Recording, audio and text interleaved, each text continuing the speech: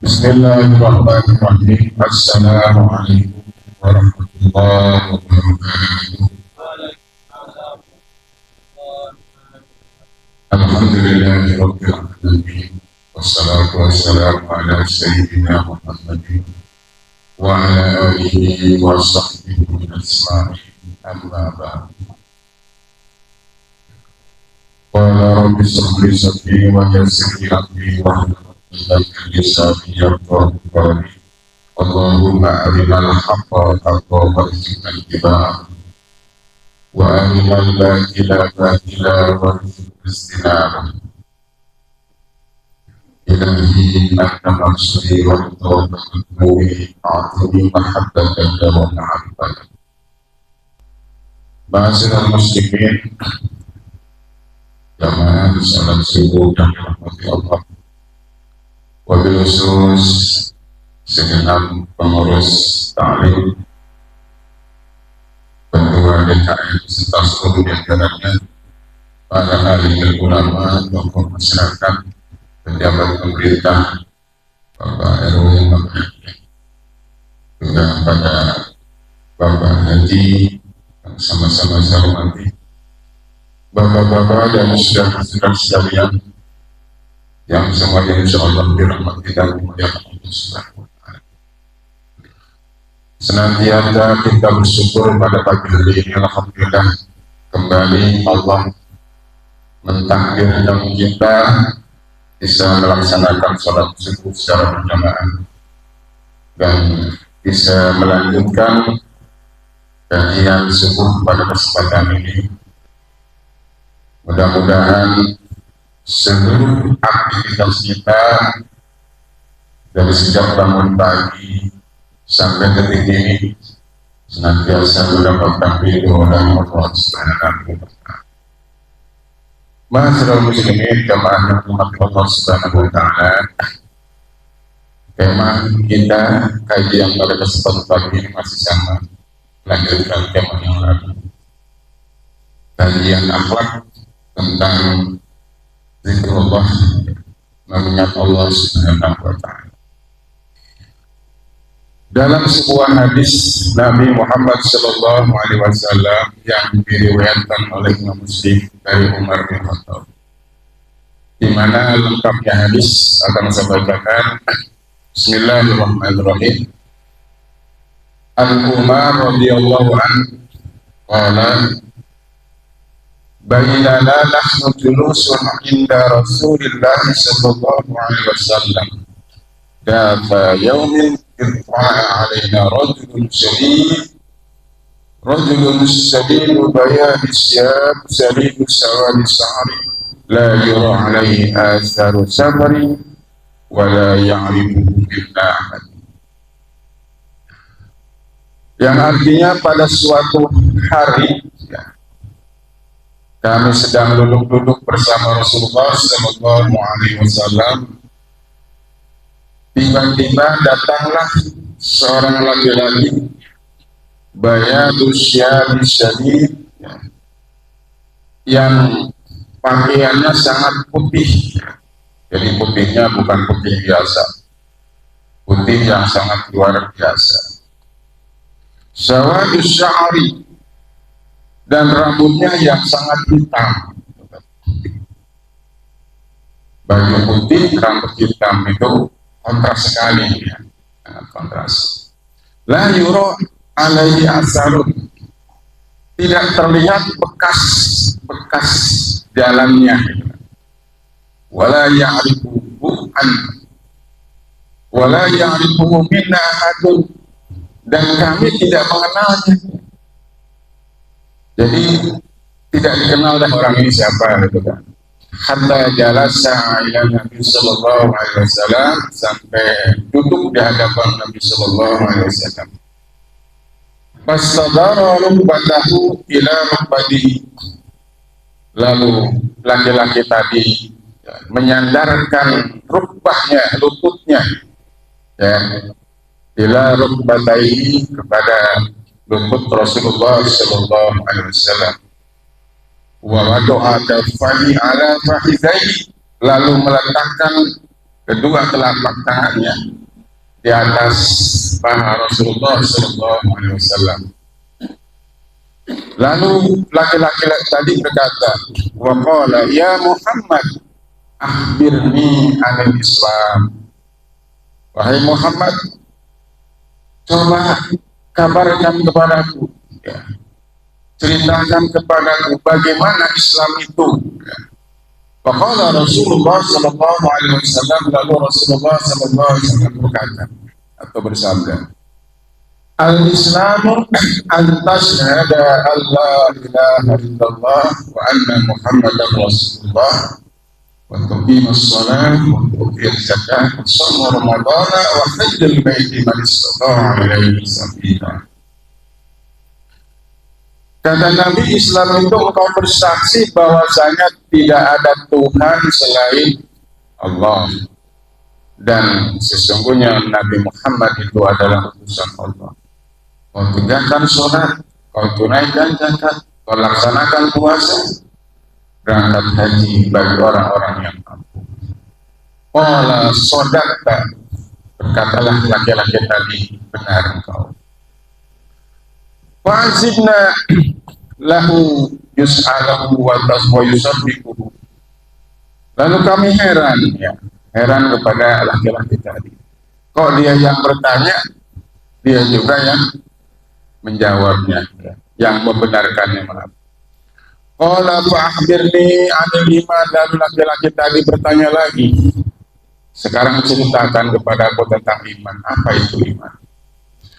Qala Rasulullah SAW, al-iman an tu'mina billahi wa malaikatihi wa kutubihi wa rusulihi wal yawmil akhir wa bil qadari khairihi wa syarrihi min Allah Ta'ala.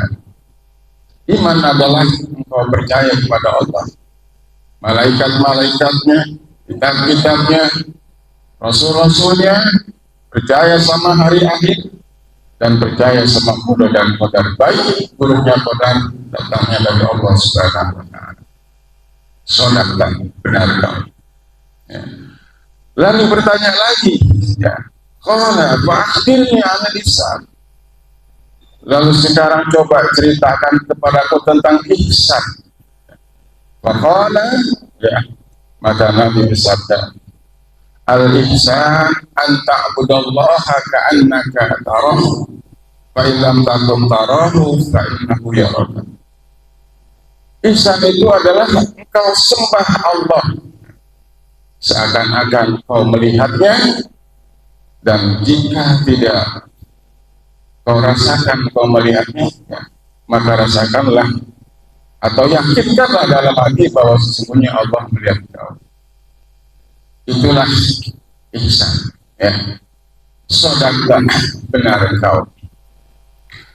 Hadis ini masih ada, ya, masih ada terusannya, namun saya tidak bacakan semuanya. Lalu di ujungnya Nabi berkata kepada para sahabat, "Sumaqala ya Umar, atadri manis sa'il?" Wahai Umar, tahukah kau siapa tadi yang datang lalu bertanya kepada kita? Jawab Umar, "Qultu, ya, Allah wa rasulahu a'lamu."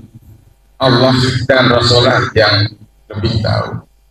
Apa kata Nabi? Faqala fa innahu Jibril, maka sesungguhnya yang tadi datang kepada kita, ya, adalah malaikat Jibril. Yu'allimakum, yang mengajarkan kepada kita, ya, dinakum, akan agama kita. Jadi Bapak dan saudara-saudara sekalian, hadis ini, ya, adalah hadis tentang bagaimana proses, ya, malaikat Israel yang senantiasa datang kepada Nabi mengajarkan tentang Islam. Lalu dengan landasan hadis ini para ulama merumuskan satu kesimpulan, ya, bahwa agama kita, yaitu agama Islam, itu dibangun atas 3 dasar. Yang pertama adalah Islam, yang kedua adalah iman, dan yang ketiga adalah ihsan. Ya, ini termasuk apa yang dikenal dengan nama rukun rukun agama. Jadi rukun agama atau arkanuddin salasun. Ya, rukun agama itu ada 3, Islam, wal iman, wal ihsan. 1 Islam, ya, 2 iman, kemudian yang terakhir adalah ihsan. Dan 3 dasar ini atau 3 ajaran ini, ya, 3 tiang besar ini merupakan satu kesatuan. Ya. Yang namanya rukun, Pak, rukun itu adalah bagian yang tidak terpisahkan, adanya di dalam. Artinya jika salah satu rukun tidak terpenuhi, ya, maka ya bangunan itu tidak utuh. Jadi ketika Islam, iman, ya, dan ihsan itu terpisahkan, maka ini tidak ada kekuatan. Ya. Ada kekuatan cuma tidak maksimal. Jadi Islam, ya, iman dan ihsan ini adalah merupakan ya satu kekuatan yang sangat besar. Ya. Ini sudah dibuktikan oleh Rasulullah SAW, kemudian dilanjutkan dengan Khulafaur Rasyidin, ya, dan dilanjutkan dengan kekhalifahan Bani Umayyah, ya, Bani Abbasiyah, Bani Fatimiyah, kemudian juga Kesultanan Utsmaniyah, gitu kan. Nah ini semuanya ya berkiblat kepada 3 ini, ya. Islam, iman, dan ihsan, ya. Sehingga sulit sekali ya musuh-musuh Islam dalam hal ini orang-orang kafir bagaimana caranya menghancurkan Islam, bagaimana caranya melemahkan Islam. Mereka tidak berdaya, ya. Jadi pada waktu itu ya umat Islam menguasai dunia, gitu kan. Eropa, sebagian besar Asia, ya, sampai ke Nusantara, ya. Kerajaan apa tuh? Kerajaan Pasai, gitu kan, Demak, ya, Mataram, ya. Semuanya adalah di bawah bendera Islam. Karena pada saat itu ya, Islam itu masih utuh, gitu kan. Islam, iman, dan ihsan. Nah sehingga dalam hal ini ya orang-orang non-Islam, ya, katakanlah musuh-musuh Islam, mereka berusaha meneliti ya dengan dengan sekuatnya, ya, dengan sekuat tenaga bagaimana sih ya, kekuatan Islam itu, bagaimana sih cara melemahkan umat Islam itu. Nah sehingga dapatlah satu upaya ya bahwa orang-orang orientalis itu ya melakukan penelitian dengan maksimal, ya, dengan sungguh-sungguh, ya, bagaimana cara mengalahkan umat Islam.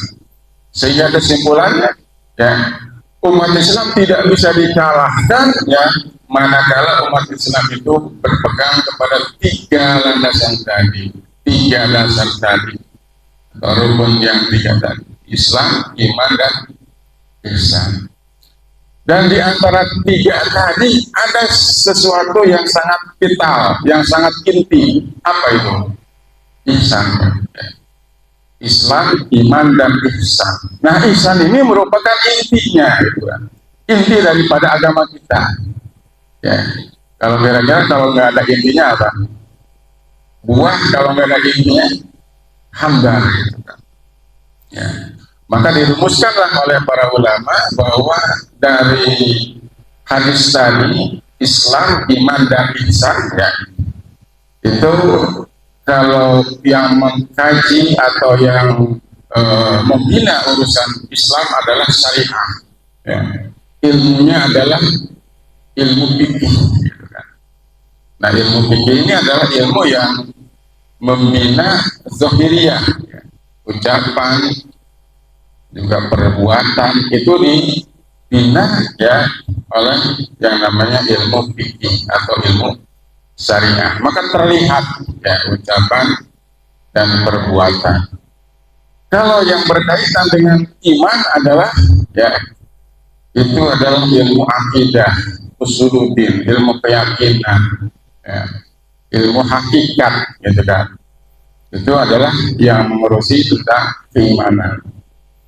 Nah, adapun untuk ihsan, gitu kan, ya, ini adalah ilmu ma'rifat, ya, ilmu ma'rifat atau ilmu tasawuf, ya. Kalau diibaratkan buah gitu kan, ya, fikih itu adalah kulitnya gitu kan, syariah itu adalah kulitnya, urusan-urusan lahiriah, zahiriah yang terlihat itu adalah urusan fikih, ya, yang berkaitan dengan hukum sah dan batalnya, ya, wajib, sunnah, makruh dan seterusnya. Adapun urusan isi hakikat adalah akidah, ya, ibarat buah itu isinya gitu kan. Kalau buah tidak ada isinya apa? Ya, bohong kan, buah-buahan gitu kan. Ya. Kemudian ma'rifat dalam ini ihsan, ya, itu dikaji dalam ilmu tasawuf. Ya. Itu adalah ibarat dalam buah itu rasa. Gitu. Ya, apa artinya sebuah buah gitu kan, yang berkulit bagus, berisi lumayan, tapi tidak punya rasa, kira-kira harganya gimana? Ya. Maka tiga-tiganya harus lengkap, ya, syariat, ya, akidah, dan ma'rifat. Ya. Nah ini oleh orang-orang orientalis sudah ketahuan kelemahan Islam, ya. Ini kalau yang tiga rukun ini dipisahkan atau salah satunya dipisahkan, dijauhkan, maka akan lemah. Maka dijauhkanlah oleh orang orientalis pada saat itu adalah umat Islam dibuat apa? Remeng-remeng gitu kan, terhadap ihsan, gitu kan. Nah sehingga pada saat itu umat Islam lemah dalam kondisinya, ya. Maka seluruh misalkan ke kepulauan Nusantara kita dijajah oleh Belanda, gitu kan. Kemudian kerajaan-kerajaan atau kesultanan-kesultanan Islam itu semuanya dikuasai oleh orang-orang Barat. Eropa jatuh kembali ke Barat seperti Spanyol, gitu kan, Portugal dan sebagainya. Yang tadinya dikuasai oleh umat Islam, ya itu kembali dikuasai oleh orang-orang Barat. Karena apa? Karena umat Islam lemah, ya. Artinya ihsannya dijauhkan, gitu kan. Dan sampai sekarang terasa, Pak, ya. Terasa oleh kita, para kiai, para mubalik, kadang-kadang dalam bahasan kajiannya, baik di ceramah-ceramah maulidan, kemudian apa lagi, Isra Mi'raj dan lain sebagainya. Jadi seolah-olah agama Islam itu cuma dua, ya. Islam dan iman.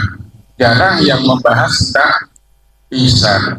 Sehingga ketika mereka mengatakan, ya mudah-mudahan diterima iman Islamnya, ihsannya mana? Ya. Tema-tema seperti apa? Maulid juga untuk meningkatkan iman dan Islam. Ihsannya mana? Ya. Sehingga sampai sekarang terasa umat Islam itu takut belajar apa? Takut belajar tasawuf. Ya. Kenapa? Ya. Satu, ya takut bahwa tasawuf itu kesannya bid'ah. Ya. Sayang-sayang kita ibadah gitu kan.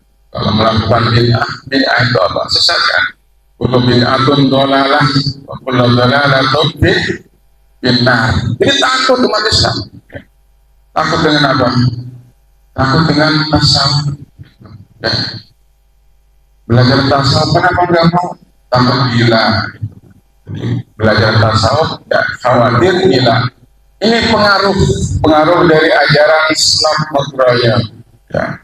Bagaimana upaya mereka untuk menghancurkan Islam, melemahkan Islam dari dalam. Karena secara ofensif, ya, kekuatan Islam itu tidak bisa dikalahkan dengan kekuatan zahir. Yang masuk menyusup ke dalam, ya, mengajak-ajak ajaran kita, menjauhkan umat Islam dari Islam, maka lemahlah kita sebagai umat Islam. Ya, jadi kekuatan Islam itu ada pada iman, ya, Islam dan ihsan. Dan diantara yang tiga tadi, satu merupakan inti, ya, dari kekuatan ini adalah ihsan. Ya. Inilah yang dijauhkan oleh orientalis barat ya, bagi umat Islam. Dan mereka berhasil ya, berhasil. Sehingga yang terjadi Islam pada zaman itu dijajah kembali oleh barat gitu kan. Kondisi umat Islam lemah gitu kan, tak berdaya. Umat Islam takut belajar apa? Tasawuf karena takut bid'ah, takut gila dan lain sebagainya. Dan pengaruhnya sampai sekarang Pak. Ya. Sampai saat ini itu masih ada gitu kan. Ya. Apa namanya? Takut ya belajar tasawuf, takut gila, takut masuk neraka, takut dianggap sebagai ajaran sesat. Ya, padahal tasawuf ini adalah sesuatu yang wajib ya, yang wajib dipelajari oleh kita sebagai umat Islam. Iman ya, keyakinan wajib juga, syariah juga wajib ya. Ihsan juga wajib begitu. Nah, sehingga ya, ada ulama mengatakan bahwa orang yang belajar syariah ya tanpa belajar akidah gitu kan, itu akan apa? Akan menjadi fasik gitu kan. Sebaliknya belajar akidah atau belajar makrifat tanpa belajar syariah gitu kan, itu menjadi jindik gitu kan. Maka ketiga-tiganya wajib, ketiga-tiganya harus dipelajari supaya ibarat buah memiliki kulit yang bagus gitu kan, isi yang kuat ya, isi yang bagus, kemudian rasa yang manis begitu ya. Nah, ketika rasa atau isan itu jauh dari umat Islam, maka ya umat Islam banyak yang jauh dari Allah Subhanahu wa Ta'ala ya. Ibadahnya lemah gitu kan, ibadahnya malas ya, karena kekurangan tadi ihsannya nggak ada. Nggak aneh itu Islam prakteknya, nggak aneh gitu. Kadang-kadang muamalah mengandung apa? Riba ya, karena yang mereka pahami cuma apa? Cuman syariat ya, atau fikih saja gitu kan, tanpa mendalami ya ilmu tasawufnya. Akhlaknya buruk gitu kan. Banyak orang Islam tapi gaya hidupnya bukan gaya hidup orang Islam gitu kan, gaya hidup orang kafir. Pakaiannya juga tidak mencerminkan pakaian Islam gitu kan. Ya kan? Kemudian pola pikirnya ya, mindsetnya itu orangnya orang Islam tapi mindsetnya Yahudi, tidak jarang kita temukan baik di kalangan para pemimpin kita ya, termasuk ya mungkin ulama-ulama yang jasnya jas Islam gitu, tapi dalamnya Yahudi pemikirannya gitu. Ini karena apa? Karena intinya dijauhkan dari Islam itu ihsan.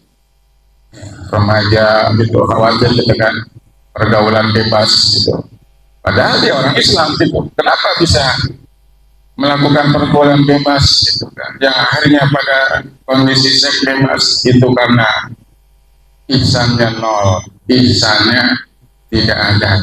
Nah, itulah bapak-bapak dan saudara-saudara sekalian, kondisi umat Islam saat ini yaitu sejak apa? Sejak dijauhkannya komponen ihsan dari umat Islam ya. Sehingga ya, apa namanya, dalam praktek-praktek ibadah maupun praktek-praktek kehidupan ya, kalau tanpa ihsan itu rasanya hambar ya. Contoh misalkan ya, kita praktekkan misalkan 3 ilmu tadi ya, iman, Islam, dan ihsan gitu kan. Misalkan kita dalam praktek ibadah ya, bagaimana cara mempraktekkan iman ya dalam hal ibadah pada Allah Subhanahu wa Ta'ala, misalkan sholat. Kita sholat zuhur misalnya, usalli fardhu arba'a raka'atin mustaqbilal qiblati adaan lillahi ta'ala. Nah, ucapan tadi kan intinya syariat, tapi ketika kita mengatakan kalimat lillahi ta'ala kan, nah dalam hati kita ditanamkan satu keyakinan ya, satu akidah ya, bahwa saya bisa sholat ya, saya sholat ini lillah, karena Allah Subhanahu wa Ta'ala. Artinya Tanpa Allah, tanpa lillah, kita tidak mungkin bisa melaksanakan sholat. Makanya sholat dengan apa? Tanpa lillah beda dengan sholat lillah.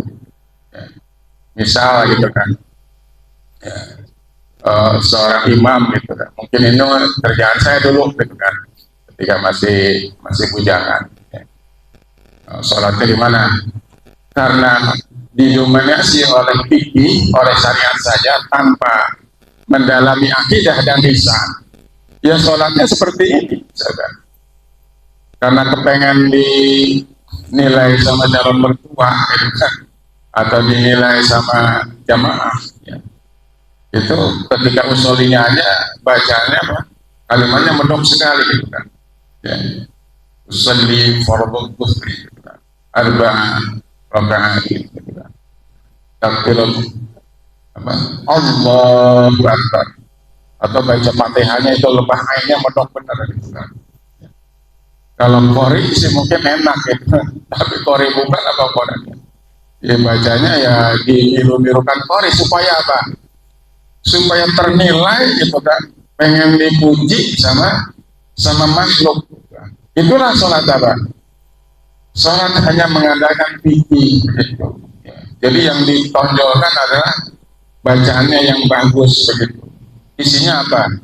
Isinya nol. Jadi sholatnya karena apa? Karena pengen dipuji. Inilah sholat ibadah tanpa didasari dengan akidah, dengan keimanan. Gitu kan. Ya, jadi bacaannya medok, bahkan surat yang dibaca panjang-panjang. Padahal ketika sholat sendirian, ya, bacanya surat gacuan, gitu kan, ayat, golput dan lain sebagainya. Tapi ketika jadi imam, itu panjang-panjang. Ini contoh pribadi saya lah. Kalau ceramah itu suaranya ya sengaja dibuat-buat supaya apa? Supaya dinilai bagus gitu kan, ustaz yang hebat dan sebagainya gitu kan. Itu Allah di mana gitu kan. Inilah yang tidak lillahi ta'ala. Sama begitu juga ketika kita puasa ya lillahi ta'ala. Ketika kita haji lillahi ta'ala. Kita tidak bisa puasa tanpa lillah, tanpa karena Allah Subhanahu wa ta'ala. Jadi salat kita ya, ini adalah untuk Allah, karena tanpa Allah kita tidak bisa sholat gitu kan. Mana contohnya kita tanpa Allah kita tidak bisa sholat? Kita sholat semuanya menggerakkan apa? Menggerakkan anggota badan. Sekarang saya tanya, anggota badan kita itu semuanya milik siapa? Milik Allah, bukan kita. Kita jangan ngaku-ngaku mata punya kita, tangan punya kita, ya telinga punya kita. Itu semuanya titipan dari Allah Subhanahu wa ta'ala. Karena kita asalnya nggak ada, jadi ada. Ya. Kemudian setelah itu diberikan ruh, ya ruh itu punya Allah Subhanahu wa ta'ala, gitu kan? Ya. Jadi jangan ngaku-ngaku. Jadi kemudian ilmu juga, kita bisa tahu bacaan-bacaan sholat itu karena siapa? Karena Allah. Karena ketika kita lahir, la ta'lamuna syai'an, kita tidak tahu apa-apa. Jadi kita bisa tahu, bisa paham dengan ilmu agama, semuanya lillahi ta'ala, karena Allah. Makanya kalau kita ibadah tanpa Allah itu hampa, ya, tidak ada rasanya begitu, tidak ada kehusuan begitu. Karena kita ibadah hanya lahir saja, menonjolkan syariahnya saja, fikihnya saja, atau kulitnya saja. Makanya makom sholat itu ada makom apa? Arif billah, ada makom abidillah, gitu kan. Yang sholat makomnya arifillah, itulah yang ketika sholat ka'annaka tarahu, seolah-olah bisa melihat Allah gitu. Tapi jangan dipahami melihat Allah dengan zahir itu, karena Allah itu apa? Laisa kamitslihi syai'un, gitu kan. Allah itu mukhalafatul lil hawadisi, tidak bisa dilihat dengan mata telanjang begitu ya. Nah, jadi di situ adalah pandangan mata batin. Jadi orang-orang yang sudah arif billah ketika sholat gitu, ya mereka merasakan, ya, melihat kebesaran Allah Subhanahu wa ta'ala, sehingga sholatnya terasa apa? terasa khusyuk, ya, dan terasa nikmat begitu, ya. Nah ini ada yang kedua makom abidillah, gitu kan. Nah kalau makom abidillah belum nyampe ke sana, belum bisa melihat Allah ketika kita sedang sholat, tapi baru bisa merasakan Allah melihat kita, ya. Jadi merasa diperhatikan, merasa diawasi, merasa dilihat ketika kita sedang sholat, itu makom abidillah, gitu. Kira-kira kita makom apa? Ya. Makom abidillah enggak, makom apalagi makom arifillah, gitu kan, ya. Nah ini makanya ya usahakanlah kita jangan muter-muter di syariah aja, ya. Sekali-kali apa naik kelas gitu, tingkatkan kelasnya ke kelas ma'rifat, supaya apa? Supaya sholat kita, ibadah kita terasa khusyuk dan terasa nikmat begitu, ya. Nah, itu bapak-bapak dan saudara sekalian. Jadi kalau tipe sholat ya yang hanya mengandalkan bacaan saja, gitu kan, gerakan-gerakan saja, gitu kan, itu adalah tipe sholat ya tinggi, gitu kan, artinya kulit, gitu kan. Kalau dengan apa? Dengan isinya, gitu kan, sholat itu berisi, maka itu berarti dengan ilmu hakikat, yaitu ilmu sulumnya. Kalau misalkan memiliki rasa nikmat, ya lezat yang luar biasa ketika kita sholat, itu berarti udah pada tingkat ma'rifat. Jadi sholatnya dengan ihsan. Jadi ibadah apapun, sholat, puasa, haji, maka unsur tiga ini harus diterapkan. Fikihnya atau syariatnya, akidahnya, dan ma'rifatnya, gitu, ya. Sehingga ya sholatnya itu menjadi sholat yang apa namanya, yang berkualitas, gitu kan, ya. Sehingga sholat itu bisa mi'raj, karena sholatu mi'rajul mu'min, ya. Sholat itu adalah mi'rajnya orang-orang mukmin. Para ahli tasawuf mengatakan yang dimaksud dengan mukmin di sini adalah ruh, gitu kan. Jadi ketika sholat ruhnya naik, ya. Sama seperti Rasulullah ketika mi'raj, gitu kan, bukan Isra saja tapi mi'raj, naik pada Allah Subhanahu wa ta'ala. Kalau kita kan nggak Isra Mi'raj, kita ya. Yang Isra Mi'raj cuma siapa? Rasulullah, gitu. Kita itu sholat kita itu harus mi'raj, harus naik, ya. Naik menuju Allah Subhanahu wa ta'ala. Maka jangan hanya mengandalkan kulit, jangan mengandalkan fisik aja, gitu kan. Maka gunakanlah ruh kita untuk sholat, sehingga tingkatan sholat kita ya itu akan naik kelas, gitu kan, dari abidillah menjadi sholat yang arifillah. Nah itu bapak-bapak dan sekalian cara mempraktekkan iman, ya. Mempraktekkan iman ketika kita sedang sholat. Yang kedua, bagaimana cara mempraktekkan apa? Islam, ya, dalam hal ini fikih dalam sholat. Itu memang kerjaan kita sehari-hari, gitu kan. Sholat itu memiliki apa? Rukun, kan? Rukun sholat ada yang pakai 13, ada yang pakai 17, yang pada dasarnya sama semua. Yang 13 tadi terbagi dua, ada rukun kauliyah, ada rukun fi'liyah. Rukun kauliyah contohnya adalah seperti membaca surat Fatihah. Baca surat Fatihah secara apa? Secara benar berdasarkan ilmu syariah, yaitu ilmu tajwidnya, panjang pendeknya, gitu kan, dari mulai bismillah sampai walad dhalin. Ada berapa tasdidnya, ada berapa misalkan mad tobininya, gitu. Kemudian juga ada berapa mad arif sukunnya, terapkan itu. Itu berarti menerapkan syariah atau ilmu fikih dalam sholat. Nah begitu juga dengan apa? Dengan rukun fi'liyahnya, rukuknya yang benar, gitu kan, sujudnya yang benar, gitu kan. Nah ini termasuk apa? Termasuk rukun fi'liyah, berarti sasarannya adalah perbuatan. Jadi yang bersifat fisik, ya dalam beribadah, ya itulah apa namanya sasarannya ilmu fikih, ilmu syariah, ya.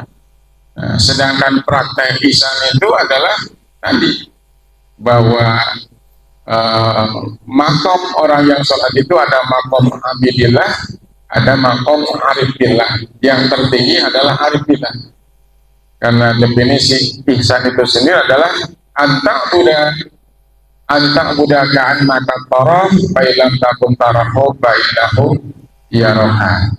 Nah itu bapak-bapak dan saudara-saudara sekalian, bagaimana kita mempraktekkan tiga rukun agama tadi, iman, Islam, iman dan ihsan dalam beribadah maupun dalam kehidupan sehari-hari, gitu kan. Nah, jelas ya kalau kita islah ya satu persatu, iman, Islam dan ihsan itu masing-masing itu beda, Pak. Ya. Syariah dengan hakikat ya dalam hal yang dikatakan Rasulullah itu adalah dua hal yang berbeda. Kalau Islam itu bisa dilihat, ya bisa disaksikan, gitu kan. Tapi kalau hakikat itu tidak bisa kita saksikan. Ya. Contoh misalkan, ketika kita sedang menyaksikan orang, ya, sholatnya rajin, kemudian juga baca Qurannya rajin, sholatnya tidak pernah tertinggal, selalu tepat waktu, ya, selalu juga berjamaah dan sholatnya selalu di masjid. Nah, kalau secara syariah atau secara fikih, ya kelihatan ya, kelihatan dia itu adalah orang Islam. Buktinya apa? Sholatnya nggak pernah tertinggal, selalu berjamaah, rajin, sholat dan sebagainya. Tapi bisa nggak kita bisa melihat imannya? Bisa nggak? Wallahu a'lam. Ya, apakah berbanding lurus perbuatan-perbuatannya tadi dengan apa? Dengan keyakinan yang ada pada hatinya. Wallahu a'lam. Jadi hatinya itu belum tentu, ya belum tentu seperti itu. Itu hanya lahiriahnya saja.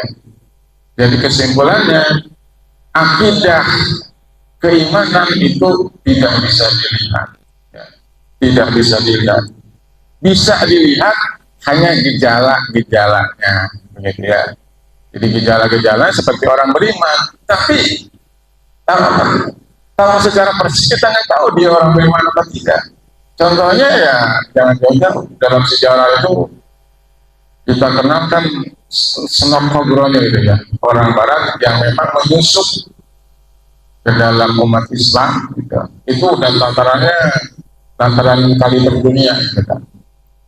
Dia itu orang non-Islam ya, apakah mungkin dia itu orang Yahudi atau Nasrani, nggak, wallahu a'lam. Yang jelas dia ingin menghancurkan Islam dari dalam. Caranya apa? Caranya dia mengkaji ilmu Islam dengan maksimal. Dia pesantrennya aja di Mekah, Pak, ya, sampai hafal Al-Quran. Bahkan tidak sampai situ, ya. Tafsir Jalalain karangan Imam Suyuti dan Imam Suyuti Al-Mahali, ya, itu hafal, gitu. Termasuk tafsir Ibnu Katsir juga hafal, gitu. Apalagi ilmu yang lain, ilmu fikih dan sebagainya ngelompat, gitu. Ya. Pakaiannya apa? Pakaian jubahnya luar biasa, gitu. Pokoknya tampilan secara lahiriah, wah, nggak ada yang ragu lah, dia itu apa? Orang alim, ulama besar dan sebagainya. Undang-undangnya aja gede bener, gitu kan. Itu Senop Khobroni, ya. Hafal Al-Quran, hafal tafsir, ya. Ya ilmu fikih mah ya udah melotok dah, begitu ya. Ya. Kemudian juga kalau umat Islam puasa, dia juga puasa, ya. Umat Islam melakukan haji, dia juga haji, begitu kan, ya. Nah ini lahiriahnya. Tapi apa yang akidahnya? Tetap akidahnya adalah akidah non-Islam, ya. Dia itu orang kafir. Lahiriahnya saja adalah orang Islam. Dia adalah misinya untuk memisahkan umat Islam dari tiga tadi.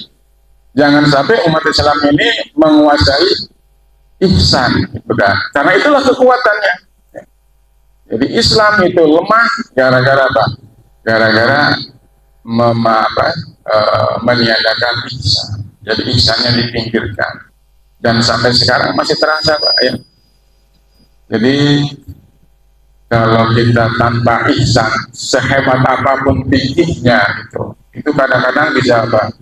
Bisa menjerumuskan. Satu contoh kasus misalkan, paham betul kita terhadap fikih, ya. Misalnya ngelotok lah gitu kan, terhadap misalkan bagaimana hukumnya zikir di tempat-tempat yang najis, gitu kan. Boleh nggak kita baca zikir, baca Quran gitu kan, baca doa gitu di dalam WC, boleh nggak? Secara fikih itu haram, gitu kan. Ya haram. Baca apa? Baca Quran gitu kan, baca Bismillah gitu, baca kalimat talbiyah la ilaha illallah dan sebagainya, itu haram, tidak boleh. Di makanan najis, ya itu termasuk tempat yang najis, tidak boleh. Tapi pemahaman orang tasawuf tidak, ya boleh, ya boleh zikir di mana, di tempat-tempat yang najis gitu kan, dengan catatan tidak boleh menggunakan lisan. Jadi cukup di apa? Cukup di hati, begitu. Nah ini jadi kan beda pemahaman, ya. Boleh ya di dalam hati, baca Quran juga boleh di dalam hati, tidak diucapkan, tidak bersuara gitu kan. Itu namanya zikir, zikir hati.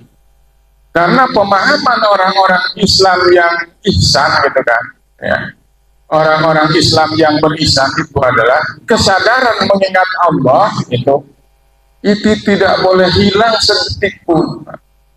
Jangankan satu hari, satu detik aja kita nggak boleh lengah, nggak boleh lalai dari mengingat Allah. Termasuk apa? Termasuk ketika kita dalam kondisi sedang di tempat-tempat yang najis. Gitu. Kenapa? Ya, kenapa demikian? Ya.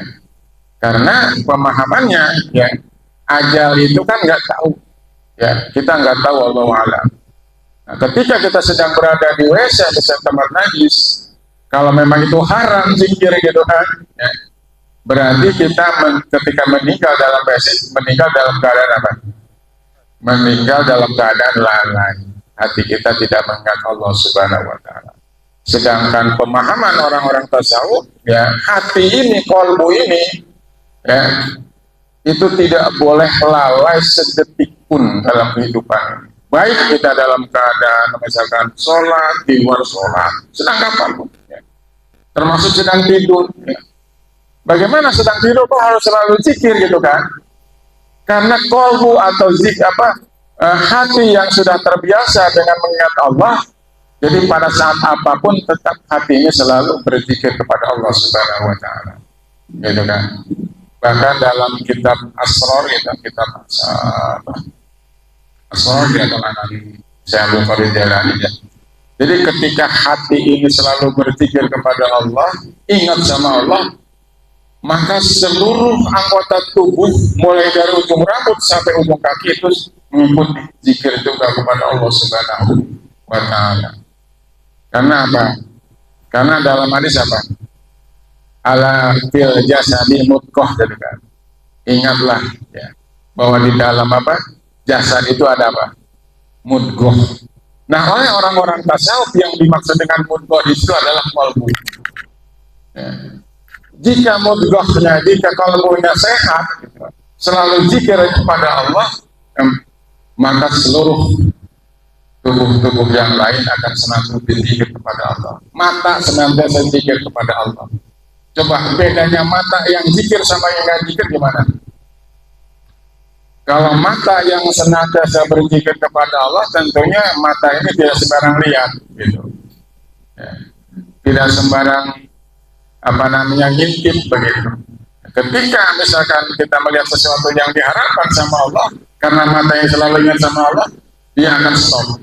Tidak boleh itu, tidak boleh dilihat. Itu artinya mata yang senantiasa zikir pada Allah. Sama tangan juga. Tangan yang senantiasa berzikir kepada Allah, tentu tangan ini tidak sembarang melakukan perbuatan, gitu kan. Kalau melanggar aturan Allah, melanggar syariat Allah, dia akan stop, nggak mau. Gitu.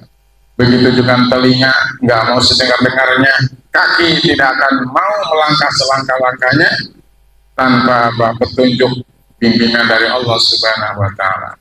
Jadi inilah ya, kalau hatinya pusat ya, kesadaran itu senantiasa zikir, maka seluruh tubuhnya akan senantiasa zikir kepada Allah Subhanahu wa taala. Ya. Bahkan pernah ada cerita itu kan, ya, cerita para wali ya masih ada di Nusantara gitu kan. Jadi ada yang menurut kita ini dia seorang gembel gitu kan, seorang gembel, tampangnya gitu kan. Kemudian rambutnya kan dicukur gitu sama tukang cukur. Nah ada seseorang yang keheranan gitu kan, yang keheranan kok senantiasa terdengar suara apa? Suara zikir Allah, Allah, Allah, Allah gitu kan. Padahal nggak ada orangnya, cuman ada tumpukan apa? Rambut tadi.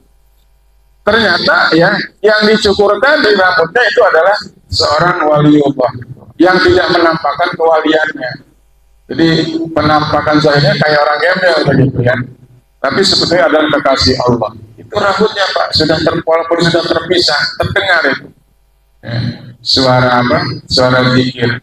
Itu barangkali kuping orang tersebut itu sudah dibukakan oleh Allah. Jadi kasatnya dibuka sehingga terdengar seperti itu ya. Makanya kalau kita senantiasa ingat sama Allah, hati kita insya Allah ya. Artinya yang pertama, hati ini akan selalu diisi sama Allah Subhanahu wa taala. Tapi ketika kita lalai, ketika kita lupa, hati itu kosong. Siapa yang ngisi? Ya. Setan gitu. Setan akan menyuruh kita ya. Makanya cirinya kalau kita berbuat kebaikan ya, itu yang berbuat kebaikan menurut ilmu hakikat, siapa yang berbuat kebaikan? Allah hakikatnya.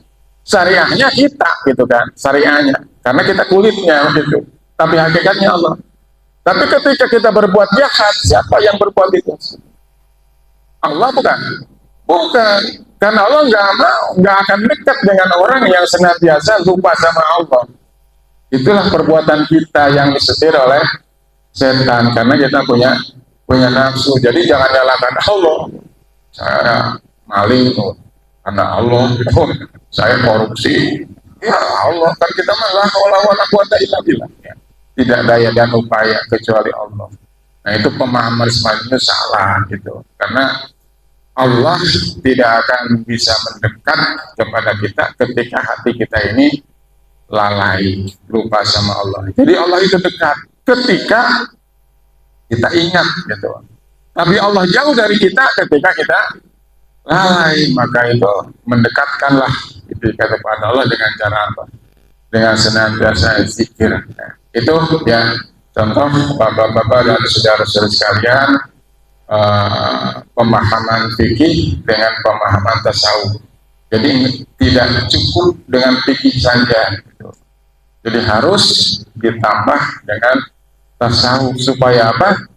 Supaya kehidupan kita ini lengkap, sempurna begitu. Jadi tidak mengandalkan kulit gitu kan. Harus ada kulitnya, harus ada juga isinya, harus ada juga rasanya. Ya, jangan sampai kita ini meninggal dalam keadaan su'ul khotimah, yaitu ketika meninggal kita tanpa mengingat Allah Subhanahu wa taala.